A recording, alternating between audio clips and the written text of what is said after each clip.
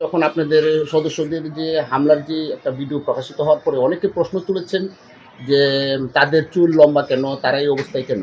হয়তো আমরা সাংবাদিক হিসেবে বিষয়টা জানি, সাধারণ মানুষের উদ্দেশ্যে আপনি কি বলবেন? ক্লিয়ার করেন বিষয়টা।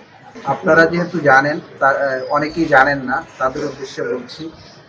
আমি শুরুতেই আপনাদেরকে বলেছি যে র্যাব ৯-এর গোয়েন্দা টিমের সদস্য আমাদের একটা আভিযানিক টিম, যেটা আমরা পোশাকে অভিযান পরিচালনা করে থাকি। এছাড়াও গোয়েন্দা তথ্য সরবরাহ করার জন্য, সংগ্রহ করার জন্য, আমাদের সিভিলিয়ানদের সাথে মিশে চলাচল করার জন্য, যাতে আলাদা করে বা একটা বাহিনীর সদস্য এখানে উপস্থিত আছে এটা যাতে না বুঝতে পারে, এই জন্য মূলত আমাদের অনেকে চুল লম্বা করে বা দাড়ি গোঁফ এটাই করে, এটা আমাদের একটা কৌশল। তাদের কথাবার্তায় কিন্তু প্রতিবারই একটা কথা, আপনারা ভিডিওটা দেখলে বুঝবেন, তারা কিন্তু একটা কথা বলেছে যে প্রশাসনের লোক এই এলাকায় ঢুকলে কাইটা ফেলবে, এরকম একটা কথা বলেছে। আপনারা ভিডিওটা পুরোপুরি দেখলে বুঝতে পারবেন যে এরকম কথা বলেছে। তার মানে প্রশাসনের লোক আসলে, প্রশাসনের লোক খবর পেয়েছে, তারা এ কারণেই সংঘবদ্ধ আক্রমণের জন্য তারা অপেক্ষা করছিল। এছাড়াও তারা এই বিষয়টাকে, ভিডিওটাকে নিজেদের মতো করে ব্যবহার করার জন্য সেখানে বিভিন্ন রকমের ক্যাপশন এবং বিভিন্ন রকমের, যাতে র্যাবের ভাবমূর্তি ক্ষুণ্ণ হয়, র্যাব এই শীর্ষ সন্ত্রাসী, চাঁদাবাজ, মাদক ব্যবসায়ী এবং অন্যান্য অপরাধীদেরকে গ্রেপ্তারের জন্য র্যাবের মনোবল যাতে দুর্বল হয়, এই কারণে র্যাবকে দোষী সাব্যস্ত করার একটা প্রচেষ্টা তারা করেছে।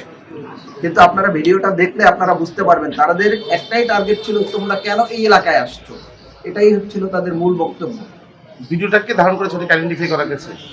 ভিডিওটা ওইখানে হালিম, এই আমাদের যে প্রধান আসামি আজকে যে গ্রেপ্তারকৃত, তার ছেলে হালিম এই ভিডিওটি ধারণ করেছে।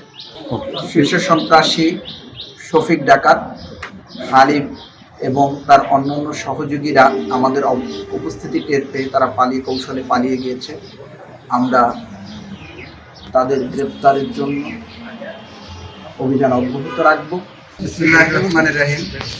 র্যাব ৯ সিলেটের অভিযানে শফিক ডাকাতের অন্যতম প্রধান সহযোগী আব্দুল কাদির ও র্যাব সদস্যদের উপর আক্রমণকারী অন্যান্য ৪ সদস্য গ্রেপ্তার এবং তাদের হেফাজত থেকে একটি রামদা, একটি চাকু, একটি হুইল সদৃশ্য মরণাস্ত্র এবং ২টি লোহার রড উদ্ধার।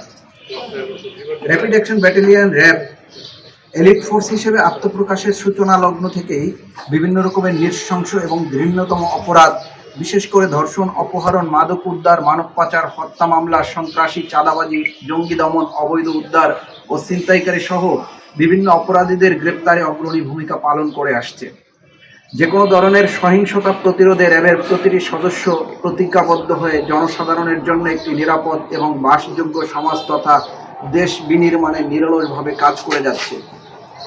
আপনারা সকলেই অবগত আছেন, গতকাল র্যাব ৯ ব্রাহ্মণবাড়িয়া ক্যাম্পের গোয়েন্দা টিমের ৪ জন সদস্য তথ্য সংগ্রহের উদ্দেশ্যে ব্রাহ্মণবাড়িয়া জেলার বাঞ্ছারামপুরের উদ্দেশ্যে রওনা করে সেখানে স্থানীয়দের সহযোগিতায় তাদেরকে উদ্ধার করতে সক্ষম হয়। পরবর্তীতে নবীনগর স্বাস্থ্য কমপ্লেক্সে তাদেরকে নিয়ে যাওয়া হয়। বর্তমানে তারা ৩ জন চিকিৎসাধীন অবস্থায় আছে, তারা গুরুতর আহত। উক্ত ঘটনার পরপরই র্যাব ৯ একটি বড় রকমের ম্যাসিভ পরিকল্পনা করে অপরাধীদের শনাক্ত করার জন্য এবং তাদের গ্রেপ্তারের জন্য, যার ধারাবাহিকতায় গতকাল সারা রাত থেকে আজকে সকাল পর্যন্ত এই অভিযান অব্যাহত ছিল এবং এই অভিযানের মাধ্যমে শফিক ডাকাতের অন্যতম প্রধান সহযোগী এবং র্যাব সদস্যদের উপর আক্রমণকারী এবং র্যাব সদস্যদের উপর আক্রমণের অন্যতম প্রধান সংগঠক আব্দুল কাদিরকে গ্রেপ্তার করতে সক্ষম হয়। আব্দুর রহিম, রহমান প্রকাশ অপু, নূর আলমকে গ্রেপ্তার করতে সক্ষম হয়। এছাড়াও উক্ত ঘটনার একজন সহযোগী, একজন নারী সানোয়ারা বেগমকে গ্রেপ্তার করতে সক্ষম হয়।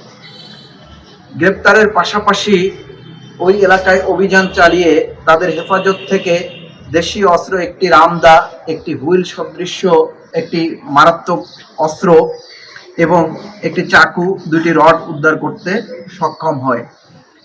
এই বিষয়ে, এই ঘটনায় আইনগত প্রক্রিয়া, নবীনগর থানায় আইনগত ব্যবস্থা প্রক্রিয়াধীন আছে।